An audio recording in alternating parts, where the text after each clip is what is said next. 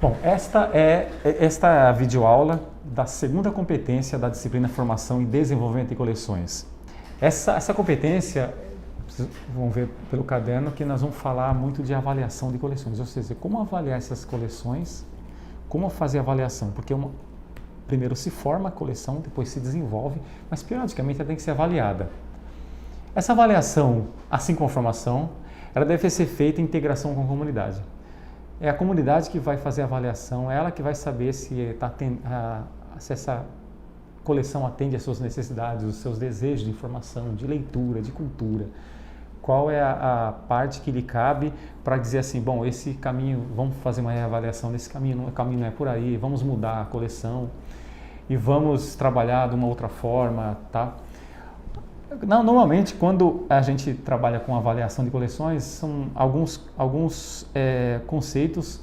A primeira coisa que tem que se avaliar numa coleção é a atualização. Será que esse material está atualizado? Porque o mundo muda constantemente. Então, se a coleção ela tem que mudar de acordo com a demanda das pessoas. O mundo muda, a coleção tem que mudar. Atualização. Vou dar um exemplo, a gente não pode, até pode, né, ter uma biblioteca, se for um acervo, por exemplo, de geografia, nós temos que tomar cuidado para que esse acervo seja atualizado. Os mapas do mundo mudam muito. Se você pegasse um mapa da Europa de 20 anos atrás, ele é completamente diferente do que é hoje. A não ser para questões de pesquisa, a atualização é necessária até porque, dependendo da comunidade, se você atende crianças em idade escolar, elas vão precisar de um material atualizado. Então, a União Soviética ela não existe mais. A Iugoslávia não existe mais. E indo mais longe, o estado da Guanabara também não existe mais.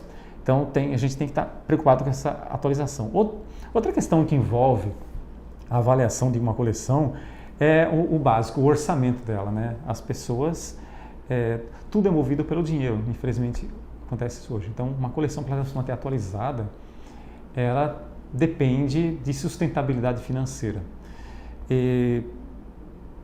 No processo de avaliação, se você detecta que um acervo está desatualizado, mas só que detecta também que esse acervo, para acontecer a atualização, depende de um aporte financeiro, tem que fazer uma revisão das estratégias para que haja uma outra forma de captação de recursos. Se essa forma de captação de recursos ela não for suficiente. Bom, mas a questão mais importante que eu acredito que além da atualização e da questão financeira de uma coleção, provavelmente seja a questão de diversidade. Tem uma questão muito interessante, quando eu disse que as pessoas são complexas, assim como as pessoas são complexas, as comunidades também são. Se uma comunidade, mesmo que ela esteja envolvida dentro de um ambiente, ela não é um ambiente unicultural. Digamos assim que todas as comunidades elas são multiculturais. A gente costuma trabalhar assim, bom, se... dar um exemplo bem assim básico, se a gente vai atender uma biblioteca comunitária, onde naquela comunidade as pessoas majoritariamente gostam, por exemplo, de um estilo musical X, então eu só vou atender as pessoas porque gostam daquele estilo musical. Mas não é todo mundo que gosta daquele estilo, não é porque a pessoa está numa comunidade X que gosta de brega, por exemplo. Muitas pessoas ali dentro gostam de música clássica, gostam de MPB. Então, nós temos que trabalhar não com o raciocínio cartesiano, sim complexo. Tá? E, nesse sentido, vocês têm que prestar atenção numa palavra, uma palavra que vocês têm que estar bem atento nesse ponto, uma palavra que é chamada bibliodiversidade. Tá? O que é bibliodiversidade? Bibliodiversidade nada mais é do que a diversidade cultural materializada nos materiais de uma coleção, nos livros, nos discos, material que nós chamamos de itens bibliográficos.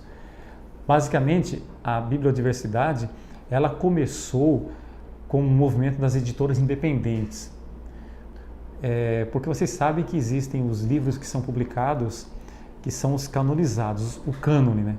Então nós temos no Brasil, por exemplo, nós temos aqui autores que são considerados canônicos, por exemplo, Machado de Assis é um, Drummond, Ariano Suassuna, sei lá, Graciliano Ramos, mas existem também outras manifestações, outros autores, outros tipos de linguagens, que é um mundo que está à parte, que era chamado chamado de literatura marginal.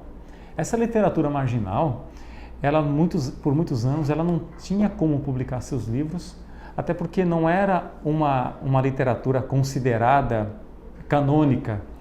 Então as editoras, elas evitavam a literatura marginal. Qual foi a reação? Qual foi o modo de resistência deles? Foi publicar os seus livros por modos alternativos. No passado era mimeógrafo, já foi xerox, hoje é a cartonaria. Esse movimento de resistência dos autores marginais, que por muito tempo também foram ignorados pelas bibliotecas, hoje ele é chamado de um movimento que ele está se superando. Tanto é que muitos autores marginais hoje não são considerados mais marginais, sim canônicos. Dá um exemplo, por exemplo, Paulo Leminski, que era um marginal, hoje já não é considerado canônico. Mas esse movimento, que era ignorado pelas bibliotecas, hoje ele já está sendo aceito. E esse movimento todo deles é chamado hoje de um movimento de diversidade cultural nos livros. Daí vem a bibliodiversidade.